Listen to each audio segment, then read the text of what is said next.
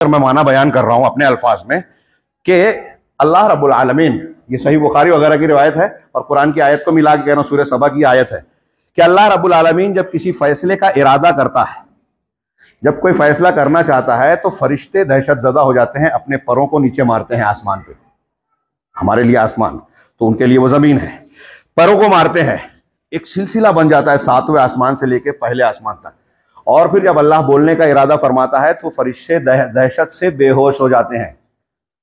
सुनिए गौर से, अल्लाह की अजमत को अंदाजा लगाइए। फरिश्ते दहशत से बेहोश हो जाते हैं जब अल्लाह ताला कोई फैसले का इरादा करता है। सबसे पहले बुखारी की रिवायत में है, सबसे पहले हजरत जिब्राइल अलैहिस्सलाम को होश आता है। अल्लाह रब्बुल आलमीन ने जो फैसला किया है, वही करना चाहता है, वो हजरत जिब्राइल को बताता है कि मेरा ये फैसला है। अब हजरत जिब्राइल उसके बाद आगे बढ़ते हैं तो 7वें आसमान वाले और फरिश्तों को जो होश आता है तो वो 7वें आसमान वाले पहले पूछते हैं हजरत जिब्राइल से कि तुम्हारे रब ने क्या कहा। हत्ता इज़ा फुज़्ज़िअ अन कुलूबिहिम, जब उनके दिल से खौफ छटता है, हटता है, तो कालू मादा काला रब्बुकुम, तो फरिश्ते आपस में कहते हैं कि तुम्हारे परवरदिगार ने क्या कहा। हजरत जिब्राइल उनको बताते हैं कि अल्लाह ताला का ऐसा ऐसा फैसला है। तो फरिश्ते सुनने के बाद कहते हैं कालुल हक़ व हुवल अलीयुल कबीर, अल्लाह ने जो फैसला किया वो हक है, अल्लाह का हक के अलावा फैसला हो भी नहीं सकता, और वो अल अली अल कबीर है, वो हक है और वो अली है, बुलंदियों वाला है, कबीर है, बड़ा है सबसे। फरिश्तों का यह हाल होता है। थोड़ी देर के लिए इस आयत के 2-3 पहलुओं पे गौर कीजिए, टाइम नहीं है कि मैं तफसील में जाऊं। अल्लाह सिर्फ इरादा करता है वही का, फरिश्ते बेहोश हो जाते हैं, खौफजदा हो जाते हैं। अल्लाह का क्या क्या हैसियत है, सोचिए। फरिश्ते गुनाह करते हैं, गुनाह कर सकते हैं, मुकद्दस मखलूक है, ऐसी मखलूक जो कभी गुनाह नहीं करते, हमेशा अल्लाह की तस्बीह और हम्द बयान करते रहते हैं, अल्लाह के अहकामात की तामील करते हैं, खुद कुरान कहता है।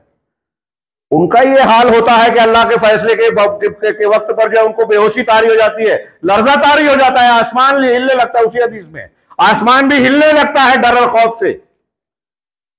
अब थोड़ी देर के लिए सोचे, हमारे वो लोग जो बाबाओं के पास जाते हैं, बुजुर्गान दीन औलिया और सालिहीन के पास जाके ये कहते हैं कि अगर हमको औलाद नहीं मिल रही है, शादी हो गई 15 साल हो गया, औलाद नहीं मिल रही है, तो अजमेर चले जाएंगे, फला जगह चले जाएंगे तो हमको औलाद मिल जाएगी। क्या बोल रहे हैं वो समझ रहा है? अल्लाह की ताजीम नहीं पहचानी।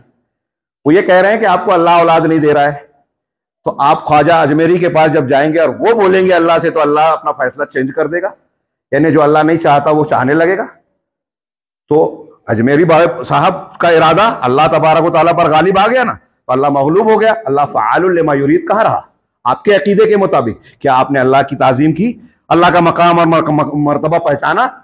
हाँ, बुजुर्गान दीन को हद से ज्यादा बढ़ाने में आप अल्लाह की शान घटा रहे हैं, अल्लाह की शान में गुस्ताखी कर रहे हैं, शिर्क कर रहे हैं, जो कभी माफ होने के लायक नहीं है अगर तौबा नहीं की।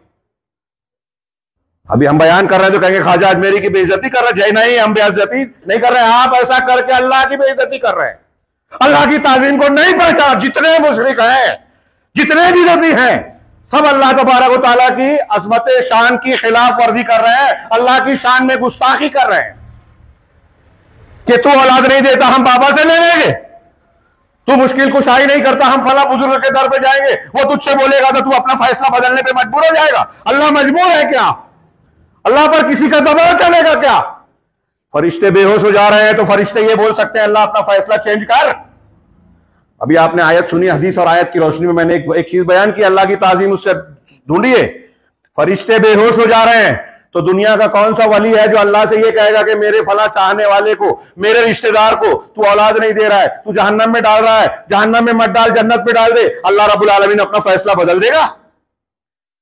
नेक लोग तो वो होते हैं कि अल्लाह रब्बुल आलमीन जो पसंद करे वो पसंद करते हैं, अल्लाह का जो दुश्मन है उससे दुश्मनी करते हैं। अगर सगाबात दुश्मन है अल्लाह का, तो मोमिन बंदे उसकी गर्दन पर भी अबू उबैदा बिन जर्राह ने ग़ज़वा बद्र में तलवार चला दी। तो जो अल्लाह का दुश्मन है वो हमारा दोस्त हो सकता है क्या? जो मुशरिक है, बिदअती है, कोई नबी उसकी सिफारिश करेंगे क्या? अगर मुशरिक और बिदअती की सिफारिश करके बेड़ा पार हो सकता था तो सैयदना इब्राहिम अपने बाप को बचा लेते। लेकिन बुखारी की रिवायत में कयामत के दिन बिज्जू की शक्ल में हज़रत इब्राहिम कहेंगे, बाप आगे कहेगा कि अब तेरी बात मानूंगा इब्राहिम, दुनिया में नहीं मानी थी, हम मानूंगा, मुझे बचा ले।